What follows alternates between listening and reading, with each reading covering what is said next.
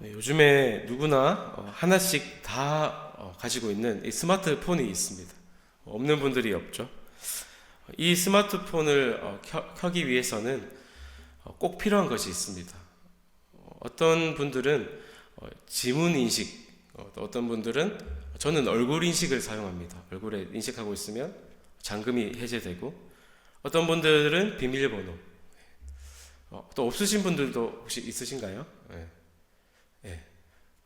기억이 안 나서 이렇게 없이 하시는 분도 있습니다. 요즘에 이게 사람들 좀 보관할 것이 또 많은 사람들은 이 스마트폰 보안을 철저히 합니다.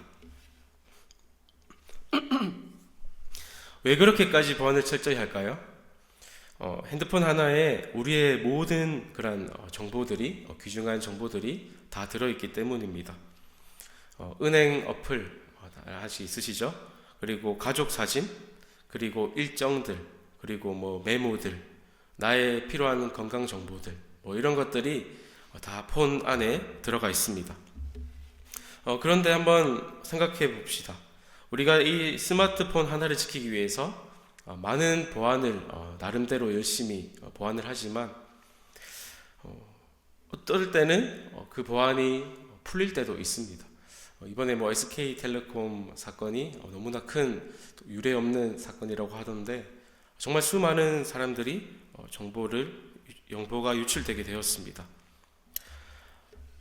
그래서 사실 우리가 이렇게 스마트폰 하나를 지키기 위해서도 참 많은 개개인의 노력들을 하는 모습을 볼 수가 있는데, 우리가 신앙인으로서 우리가 삶을 살아갈 때 진짜 우리가 목숨 걸면서 지켜야 할 것이 있습니다. 그것이 바로 우리의 눈에 보이진 않지만 마음이라는 사실입니다.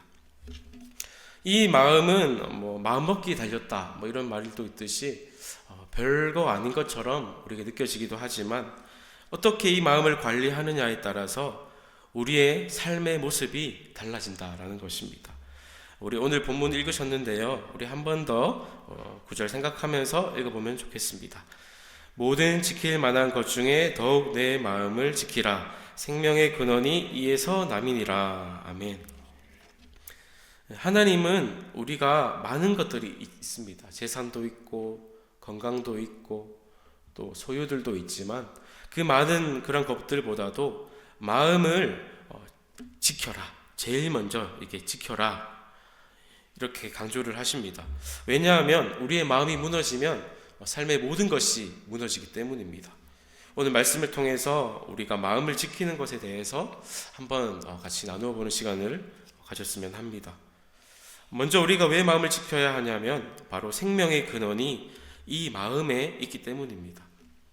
이 마음이 잘 이렇게 좋을 때는 아무 상관이 없지만, 마음이 지칠 때가 있습니다. 마음이 지치면 아무리 좋은 기회가 있다고 할지라도 의욕이 꺾입니다. 더 이상 할 마음이 생기지 않고, 또 마음에 분노가 가득 차 있으면 어떤 누구와도 평화로운 관계가 유지하기가 힘듭니다. 마음에 상처가 있으면 참 그것이 회복되지 않는다면 옆에 사람들에게도 그 아픔들이 전달되기도 합니다. 또 마음에 두려움이 묶여 있으면 너무나 두려움에 이제 감싸인 나머지 앞으로 나아갈 방향을 도무지 잡지를 못합니다. 한 발짝 나가다가도 두려워하고, 결국 두려워해서 아무 일도 진행하지 못하는 것입니다. 그래서 마음이라는 것은 사실 인생의 그런 조종실, 우리 배에서도 조종하는 그런 조종실이 있듯이 조종실입니다. 조종실이 흔들리면 배가 위기에 놓이고 좌초되듯이, 마음의 조종실이 흔들리면 우리의 삶 전체가 방향을 잃고 결국에는 또 좌초되게 되는 것입니다. 그래서 마음을 지킨다는 것에 대해서 한번 살펴보기를 원합니다. 첫 번째, 우리가 마음을 잘 지킨다는 것은 눈을 잘 지키는 것입니다. 그래서 요즘 살아가는 삶이 참 많은 그런 왜곡된 가치 속에, 그리고 거짓된 그런 모습 속에서 우리를 속이는 것들이 굉장히 많이 있습니다. 아까도 앞에 스마트폰 말씀드렸지만, 우리 폰을 이게 가까이 하다 보면 세상의 그런 정보들이 우리에게 많이 들어옵니다. 알지 못했던 정보들도 우연히 알게 되고, 그것을 보다 보면 처음에는 그런가 하다가 계속 보다 보면 이게 진짜인가 이렇게 싶을 만큼 우리에게 혼돈을 가져다 줍니다. 그러면서 세상의 가치관은 어떤 것이죠? 일단은 많이 가져야지 행복하다 이렇게 가르칩니다. 그리고 남과 경쟁해서 무조건 이겨야지 살아남는다. 그리고 내 감정이 있다면 네 감정이 무엇보다 우선이다 이렇게 말을 하면서 보이는 그대로 또 느끼는 그대로 사는 것이 정답이다 이렇게 살아가게끔 만듭니다. 제가 그래서 지하철이나 이제 버스를 탈 일이 있을 때 사람들 가득 차 있는데 뭘 하고 있냐 이렇게 보게 되면 하나같이 정말 옛날에는 그래도 책 보는 사람이 좀 펼쳐서 보는 사람이 있었는데 요즘에 정말 하나같이 정말 예외 없이 폰을 하나씩 다 이렇게 보고 있더라고요. 그래서 뭘 보나 궁금해서 보면 뭐 영상 같은 거 보기도 하고 인터넷 검색하기도 하고 뭐 이런 것들 보고 있더라고요. 그래서 우리의 눈이 참 연약한 것이 스펀지처럼 보는 것에 이렇게 스며들게 되는 것이 또 우리의 육신입니다. 말씀을 가까이 하면 또 말씀의 그런 사람이 되고 또 세상과 가까이 하면 또 세상의 그런 가치대로 살아가게 되고 이것이 우리의 모습인 것입니다.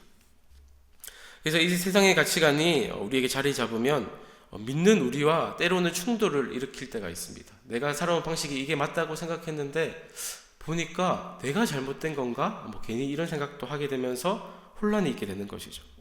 그래서 시편 기자는 시편 119편 37절에 제가 한번 읽어드리겠습니다. 내 눈을 돌이켜 허탄한 것을 보지 말게 하시고 주의 길에서 나를 살아나게 하소서.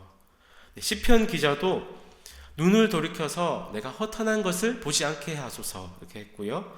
예수님께서도 우리 잘 아시듯이 눈은 몸의 등불이다 이렇게 말씀을 하셨습니다. 눈이 몸의 등불이라 이렇게 말씀하셨는데 그래서 눈이 성하게 되면 우리가 온몸이 밝아질 것이고 말씀과 기도를 가까이 하면 우리가 정말 그 하나님으로 인해서 빛이 우리에게 가득하게 될 것이지만 눈이 나쁘면 온몸이 어두울 것이다 이렇게 또 말씀을 하셨습니다. 그렇기 때문에 우리가 삶 속에서 무엇을 바라보느냐 이것은 우리가 늘 보기 때문에 중요성을 느끼지 못할 때도 있으시겠지만 사실 우리가 무엇을 바라보느냐에 따라서 우리의 삶이 결정된다라는 것입니다. 그래서 우리가 하나님과 그의 나라 이것을 늘 바라보며 살아가는 그 사람이 되어야 되겠고 물질이나 그런 세속적 욕망을 위해서 살아가지 않는 우리의 모습이 되어야 하겠습니다. 우리가 세상 속에 살아가면서 그래서 우리가 눈을 지켜야지 마음을 지킬 수 있다라는 사실이고 옛날에는 그 음식을 먹지 않는 금식을 많이 했습니다. 근데 요즘에는 너무나 미디어가 발달해서 미디어 금식이라고 들어보셨는지는 모르겠지만 미디어 금식도 저는 개인적으로는 참 필요하다고 생각이 듭니다. 근데 사실 미디어는 보면 볼수록 재미있습니다. 중독이 되어가지고 참 이게 누가 옆에서 말하지 않는 이상 참 내려놓기도 힘들고 요즘 특히 젊은 애들은 계속 하루 종일 폰만 보고 있는다 이렇게 부모님들이 답답해하는데 그만큼 눈의 욕망이 강한 것입니다. 그래서 우리가 이 욕망을 잘 다스리고 이 세상에서의 눈을 돌려서 한 번쯤 하나님도 바라보고 또 정결함의 눈으로 우리 살아갈 수 있는 우리 여러분들 되셨으면 합니다. 두 번째는 마음을 지킨다라는 것은 감정을 잘 지키는 것에 있습니다. 교회는 이제 사람이 생활하는 곳입니다. 그렇기 때문에 살아가다 보면 참 많은 마찰이 일어납니다. 성격도 다 다르고 제가 이렇게 여기 있을 때만 해도 오해로 인해서 서로 이렇게 마찰하시는 분들도 제가 간혹 보게 되는데 이 마찰로 인해서 그 마음이 상한 감정이 생기게 됩니다. 그러다 보면은 그 상한 감정이 있으면 회복하면 상관이 없지만 그 사람하고 그 감정이 회복되지 못한다면 계속 그 사람을 볼 때마다 그 감정이 쌓이게 되죠. 쌓이게 되면서 그러다가 갑자기 터지게 됩니다. 터지면 이 사람은 갑자기 왜 이렇게 나한테 화를 내냐 이렇게 싶을 수도 있지만 사실 그 사람을 향한 그런 마음이 오랫동안 지속되었을 확률이 높습니다. 그러다가 터지게 되면 그 순간에 그 화로 인해서 관계는 돌이키지 못하는 상황에 놓이게 되고 결국 그 관계는 회복되지 못하고 또 서로의 그 관계가 피하다 보니까 결국 나 옆에 있는 사람들은 나와 잘 맞는 사람밖에 없습니다. 그래서 이게 사람마다 이렇게 끼리끼리 다르게 되는 것도 이렇게 상황이 되다 보면 이렇게 될 수도 있는 것입니다. 그래서 우리가 상한 마음이 있을 때는 참 이게 어려운 일이긴 하지만 그 사람에게 직접 다가가셔서 솔직하게 나의 감정을 털어놓는 것이 중요합니다. 그래서 예를 들어서 집사님 저에게 이런 말씀 하셨는데 제가 이런 말 한 것이 계속해서 머리에 생각이 납니다. 이런 식으로 말하면서 조금 더 신경 써주시면 좋겠습니다. 이런 식으로 말하면 서로 마음 상하지 않고 잘 해결할 수가 있습니다. 그러면 어떻겠습니까? 상대방도 그 말을 들은 상대방도 결코 그 말을 듣고 기분 나쁘지가 않습니다. 내가 조금 말을 심하게 했구나 한번 돌아볼 수도 있고, 오히려 그 말함으로써 더 얽힌 실타래가 풀리는 그런 일도 경험하게 되는 것입니다. 제가 그랬습니다. 사역하면서 저는 좀 무심코 좀 장난스럽게 그렇게 말을 누구에게 건넸었는데, 그분이 상대방이 그 장난처럼 받아들이지 않고 조금 진지하게 받아들여지더라고요. 그러면서 목사님 계속 그분이 다행스러운 건 전화가 오셔서 목사님 이런 말을 했는데 자꾸 제가 생각이 납니다. 이렇게 말씀해 주시는 거예요. 저는 그 말을 들었을 때 너무 감사했습니다. 그분이 그래도 그렇게 말씀해 주시니까 제가 앞으로 더 조심할 수 있겠구나 싶어가지고 죄송하다 말씀드리면서 스스로는 내가 장난이라고 할지라도 말을 정말 좀 조심해야겠구나 생각을 했던 기억이 저에게도 있습니다. 그래서 이 감정을 담아두는 것과 마음의 말로 꺼내면서 말하는 것은 정말 다르다라는 것이고, 말을 할 때 이제 오해도 풀리면서 오히려 관계가 전보다 더 좋아질 수도 있습니다. 그래서 말 안 하면 어떻게 되겠죠? 혼자 마음 상하다가 혼자 그냥 거리 멀어지게 되면서 문을 닫게 되는 것입니다.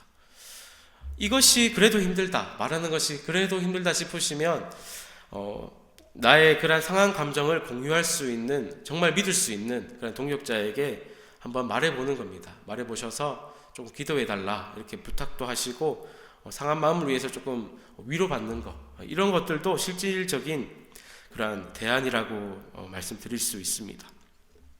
사실 서로 기도해 주는 것만 해도 또 큰 감정의 도움 받을 수가 있습니다. 갈라디아서 6장 2절에 보시면 너희가 서로 짐을 지라 그리하여 그리스도의 법을 성취하라, 이런 말씀 구절이 있습니다. 그래서 서로 짐을 진다는 게 어떤 것이죠? 서로의 아픔과 고통이 있다면 외면하지 말고 좀 다가가서 또 그것을 나누면서 도움이 필요하다면 도와주는 것, 이거죠. 그래서 꼭 앞에서 그분이 말을 했으면 좋은데 말 안 하고 뒤에서 이렇게 말하는 소리가 들리면서 그게 나에게 들렸으면 기분이 여러분 더 나쁘시죠. 앞에서 했으면 좀 괜찮을 텐데 뒷사람 통해서 들으면 기분이 더 나쁩니다. 그래서 우리가 앞에서 조금 우리 교회 공동체는 서로 도와주는 공동체이기 때문에 또 앞에서 잘 해결할 수 있도록 좀 도와주고 또 격려해 주어서 하나님께서 세우신 이 공동체를 어떻게든 잘 이루어 나가기 위해서 우리는 노력해야 하는 것입니다. 그래서 옛날 분들은 참 감정 표현하는 것이 참 미덕이라고 생각하지 않는다고 하시더라고요. 옛날 분들은 다 참는 것이 미덕이야, 다 참으면 은혜가 있어, 이렇게 생각하실 수도 있습니다. 그런데 그런 표현하는 것이 약한 의미가 아닙니다. 아니고 말하지 않는 것은 오히려 내 감정을 곪게 만듭니다. 그리고 결국 그것은 언젠가는 터지게 되어 있다라는 것입니다. 그래서 사람이 모이는 곳에는 상처와 분노, 어려움들이 마주하게 되는데 그 감정이 상했을 때에도 괜찮다, 덕이 아니다 이렇게 생각하지 마시고 한번 그것을 이제 주위 사람들이나 또 그 사람에게 제일 가면 제일 좋고요. 그래서 그런 것들이 하나씩 해결해 나가는 그 과정을 통해서, 그 과정이 그냥 감정을 해결하는 것 같지만 바로 신앙에도 영향을 미치게 된다라는 것입니다. 왜냐하면 무너진 마음이 있다면 하나님과의 그런 거리감이 생기게 됩니다. 마음이 이렇게 힘든데 여러분 이 기도에 예배 자리에 와서 기도가 되고 예배가 되시겠습니까? 집에서 남편과 아내와 싸우고 왔는데 이게 예배가 앉아 있으면 하나도 귀에 들어오지 않습니다. 기도도 되지 않습니다. 그래서 예수님께서도 예물을 제단 앞에 두고 먼저 가서 형제와 화목하고 그 후에 예물을 드리라, 이 말씀이 있지 않습니까? 이 말은 틀어진 관계 속에서는 예배도 어렵다라는 것을 말씀해 주시고 있습니다. 그래서 우리가 그러한 마음이 회복되지 않은 채 우리가 새벽 기도도 나온다고 할지언정 하나님과의 그러한 모습을 보면 인격적인 그런 교류 없이 습관적으로 나오는 자신의 모습을 발견할 때가 있습니다. 그래서 이 사람은 입으로는 기도하고 있을지 모르겠지만 마음속으로는 여전히 하나님과의 그런 관계가 멀어진 상태다라고 말할 수 있습니다. 우리의 관계가 제대로 이루어지지 않으면 그래서 우리가 예배가 기도가 형식적으로 될 수 있다라는 것입니다. 그러면서 우리의 신앙은 점점 더 의무적인 신앙이 될 것이고 반복적인 그런 예배 속에서 우리의 마음이 점점 식어져만 갈 것입니다. 때문에 우리가 건강한 그런 감정 컨트롤하는 것, 이것 또한 내 신앙을 지키는 것이다 우리에게 생각을 하고 나아가는 우리 여러분들의 모습이 되었으면 좋겠습니다. 세 번째입니다. 마지막 세 번째는 마음을 지킨다라는 것은 건강한 정신을 가지는 것입니다. 건강한 정신. 많이 당연하다라고 이제 들으실 수 있는데 하나님의 이제 창조 질서를 우리가 기억 한번 하셨으면 좋겠어요. 하나님은 이렇게 열심히 7일 동안 쉬지 않고 일하실 수도 있으신 충분한 능력의 그런 창조주이신데 그 하나님도 일곱째 날은 쉬셨다라는 것은 우리에게 의미를 가져다 주는 것입니다. 요즘에 사람들은 쉬지 않고 일을 합니다. 왜냐하면 쉬면 불안하기 때문이에요. 내가 지금 이렇게 쉬어도 되나? 쉬면서도 불안해하고 일하면서도 더 열심히 하려고 하고 그러니까 쉬어도 쉬는 게 아니죠. 우리의 모습이 그래서 쉼이 있는 구조가 되어야 된다라는 것입니다. 우리가 잠을 잘 때에도 그 순간만큼은 모든 것 내려놓고 잠 잘 자는 것, 이것도 쉼이에요. 그리고 밥을 먹을 때도 그때는 딴 걱정하지 마시고 밥을 맛있게 먹는 거예요. 이게 정말 맛있다, 음미하면서 이런 맛이 있구나, 이렇게 건강하게 밥을 먹는 것도 쉼이고, 또 나는 사람들 만나서 얘기하는 거 좋다, 커피 마시면서 좋은 사람들하고 대화하는 거, 이것도 쉼입니다. 그래서 우리가 삶 속에서 바쁘게 흘러가는 삶이지만 쉼을 쉴 때에는 확실히 쉬어주는 것, 이게 바로 쉼이라는 것입니다. 무엇보다 그래서 건강한 정신, 쉼 속에서 건강한 정신이 깃드는데 바로 건강한 육체에 건강한 정신이 깃든다. 우리 말씀 아시죠? 이 말 들어보셨죠? 그래서 우리가 육체가 건강해야지 정신도 건강해진다라는 사실을 기억하고 건강관리도 신앙생활의 하나다, 이걸 기억하셔야 합니다.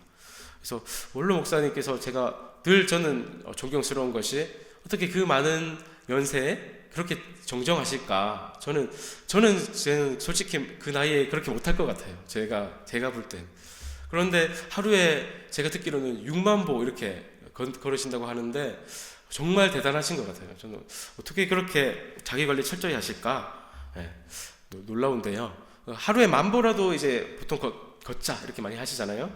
10,000보 걷기 하셔도 되고, 하루에 집에만 있지 마시고 20분씩 나가서 산책도 하시고, 그리고 햇볕도 쐬주는 게 되게 이제 정신 건강에 좋다고 합니다. 그리고 공원에 또 가시면서 스트레칭 하실 수 있으시면 스트레칭도 하시는 것이 좋습니다. 그래서 우리가 육체가 건강한 것이 신앙과 무슨 연관이 있냐? 아주 연관이 많이 있습니다. 육체가 건강하지 않으면, 일단 우리가 몸이 아프면, 여러분 잘 또 아실 분들 아시겠지만 아프면 몸이 생각이 부정적이게 되잖아요. 모든 것이 부정적이 되기 때문에 우리가 그 건강한 몸에 건강한 정신이 깃든다라는 것을 기억하시고, 굳이 내가 살을 빼지 않는다고 할지라도 운동은 정신 건강에 참 좋다, 이렇게 기억하시길 바랍니다. 그래서 이렇게 오늘 본문에 내 마음을 지키라, 이렇게 그 의미를 제가 조금 신앙과 연관시켜서 실질적으로 좀 할 수 있는 것들에 제가 한번 집중해서 한번 말씀을 드려봤습니다. 그래서 이러한 앞에 세 가지 것들을 하시면서 무엇보다 우리가 진짜 마음을 지켜야 할 이유에 대해서 말씀드리면서 말씀을 마무리하도록 하겠습니다. 무엇보다 우리가 말씀을 지켜야 할 이유는 바로 사탄으로부터 마음을 빼앗기지 않기 위함입니다. 우리 마태복음에 보면 네 가지 땅의 비유에서 그러한 길가에 씨가 뿌려진 비유를 아실 겁니다. 네 가지 밭 중에 길가, 길 처음에 나오는 밭인데요. 뿌리는 것은 이제 말씀을 뿌리는 겁니다. 말씀의 씨앗을 뿌리는데, 길가에 뿌려졌다는 것은 말씀을 들었을 때 사탄이 즉시 와서 그들에게 뿌려진 말씀을 빼앗는 것이다, 이렇게 말을 하고 있습니다. 말씀을 들었는데 사탄이 즉시 와서 빼앗는 것이래요. 이 길가라는 땅은 쟁기질을 하지 않았고, 그리고 건조할 그런 시에는 땅이 엄청 딱딱해요. 콘크리트만큼 딱딱한 그런 땅입니다. 그렇기 때문에 여기 떨어진 씨앗은 단단한 흙을 뚫고 뿌리를 내릴 가능성이 지극히 낮은 땅이라고 말씀드릴 수가 있습니다. 그래서 씨앗이 들어가지도 못하고 이게 딱딱한 그 밭 위에 있다가 떨어진 채로 있다가 그대로 밟히거나 새들의 먹이가 될 확률이 많았다고 합니다. 당시에 새들이 그렇게 농사를 방해했다고 합니다. 그래서 새들에게 이게 그 씨앗이 그대로 빼앗기고 마는 것이죠. 말씀이 바로 빼앗기는 것입니다. 그래서 우리의 마음이 이렇게 굳어 있다면 우리는 새들에게 먹이가 되는 거예요. 사탄의 먹이가 되는 것입니다. 마음이 자리 잡지 못하게 되고, 자리 잡지 못하게 되면 뿌리를 못 내게 되면 어떻게 되죠? 우리 마음밭도 딱딱하게 되고, 그러다 보면 말씀이 들리지 않게 되고, 그러면 내가 주인이 되잖아요. 교만하게 되시고 목이 뻣뻣해지게 됩니다. 그래서 성경에서 시드기야 왕은 목을 곧게 했다, 이렇게 나오거든요. 이게 마음을 완악하게 했다라는 뜻인데, 여호와께 돌아오지 않았습니다. 말씀이 없으니까 회개가 일어나지 않는 것입니다. 내가 사는 것이 곧 진리다라고 생각이 드는 거죠. 말씀이 있으면 사람이 회개가 있고 또 마음을 변화시키는 그런 능력이 우리에게 생기게 되는 것입니다. 또 이 밭은 누구냐? 바로 당시의 서기관과 바리새인을 뜻하기도 합니다. 당시의 서기관과 바리새인들은 분명히 예수님의 기적을 봤습니다. 그렇죠?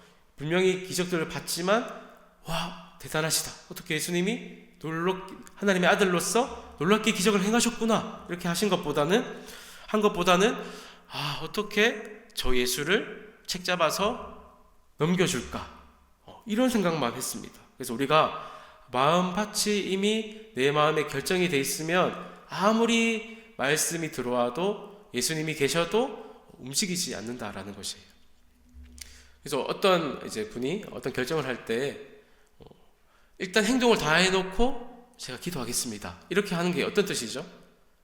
이미 나는 마음은 가 있고 그냥 기도는 하나님 내 따라오세요, 내 결정할 테니까 도와주세요, 이것밖에 되지 않는 거예요. 그래서 우리가 어떤 결정을 할 때 행동하고 기도하는 것이 아니고 기도하고 행동하는, 이런 모습이 되어야지 우리가 하나님의 음성을 그래도 들을 수가 있다라는 것입니다. 그래서 우리가 쟁기질 하는 거예요. 딱딱한 마음의 밭을 쟁기질해서 좋은 밭이 되게 하는 것이 중요합니다. 그래야지 우리가 하나님으로 인해서 마음의 씨앗이 이제 30배, 60배, 100배의 결실을 맺어서 우리 마음속에 기쁨과 평안의 열매를 맺게 되는 것입니다. 그래서 우리의 일상생활의 감정은 염려와 불안과 두려움이잖아요. 그런데 하나님께서는 그 마음의 밭에 들어오시면 우리의 마음과 생각을 지켜주시는 분이라, 이렇게 말씀을 하십니다. 그래서 하나님으로 마음의 밭을 채워나가야 한다는 것 우리가 한번 기억하시고, 이처럼 삶에서 하나님을 향한 그러한 갈급한 마음, 이 하나님을 향한 마음이 갈급할 때에 우리의 삶이 온전히 비로소 채워지게 된다라는 것입니다. 그래서 마태복음 5장의 산상수훈에 보면 심령이 가난한 자는 복이 있나니 천국이 저희 것임이라. 이것을 조금 더 다른 쉬운 성경 버전으로 보면 마음이 가난한 자는 복이 있다, 이렇게 말씀하시는 거예요. 그래서 마음이 가난한 자들에게 천국이 그들의 것이다. 하나님을 향한 마음을 가진 사람은 결코 가난하지 않다라는 것을 말씀해 주고 있습니다. 왜냐하면 하나님으로부터만 마음을 채우려고 삶 속에 노력하는 사람들은, 그런 분들은 마음이 부유할 수밖에 없습니다. 마음이 천국일 수밖에 없습니다. 하나님을 위해 사는 사람들은 그래서 기도의 힘으로 삶을 살아갑니다. 하루에 내가 어떻게든 시간을 내어서 하나님의 도움이 아니고서는 내가 살 수 없다라고 고백하면서 10분이라도 시간을 내어드리는 시간을 가지려고 합니다. 그래서 우리는 성령의 힘을 의지해야지 무엇보다 마음을 컨트롤할 수 있는 힘이 있음을 기억해야 합니다. 결코 나의 힘으로는 이 마음을 제어할 수 있는 힘이 우리에게 도저히 없기 때문입니다. 성령께 내 마음을 내어드릴 수 있을 때 하나님께서 나의 마음을 인도해 주십니다. 우리가 하루의 첫 시간 이렇게 새벽을 통해서 나의 마음을 다스릴 수도 있고, 아니면 자기 전에 나의 하루를 돌아보면서 성령님께 내 마음을 드리면서 맡겨드릴 수도 있습니다. 그렇게 하게 되면 그 기도가 나의 마음의 상태를 붙잡아 주게 되고, 또 내 마음의 그러한 상황들을 조금 더 객관적으로 바라볼 수 있게 해주시고, 나의 부족한 모습이 있다면 그 기도를 통해서 깨닫게 해주시는 것입니다. 그렇기 때문에 이 기도의 힘이 우리 신앙인들에게 참 대단하다라는 것을 알 수가 있습니다. 이제 말씀을 마무리하도록 하겠습니다. 앞선 이제 폰을 제가 말씀드렸는데, 우리가 폰을 지키기 위해서, 또 폰 안에 정보를 지키기 위해서, 또 은행의 그러한 정보를 지키기 위해서 우리가 여러 보안 그러한 기능과 매체를 사용하듯이 우리 마음에도 그러한 여러 관리를 해 주어야 된다라는 것입니다. 마음은 인생의 조종실이다. 마음의 또 엔진이기도 하죠. 그래서 우리가 마음을 잘 관리하지 않으면 그 마음을 통해서 세상은 우리의 삶을 조종할 거예요. 그리고 사탄도 그 틈을 노려서 결국 우리는 중심을 잃고 헤매는 삶을 살아가게 될 것입니다. 그래서 하나님은 우리의 마음이 하나님으로 온전히 세워지기를 원하십니다. 오늘 읽으신 말씀, 모든 지킬 만한 것 중에 더욱 내 마음을 지키라. 그래서 하나님은 이 말씀, 이걸 기억하면서 우리가 세상의 것들에 우리의 시선이 빼앗기지 않기를 원하십니다. 그래서 하나님은 나의 마음을 받기 원하시는 분이심을 깨닫고 마음 관리에 늘 힘쓰시는 저와 여러분의 삶이 될 수 있기를 축복합니다. 기도하겠습니다.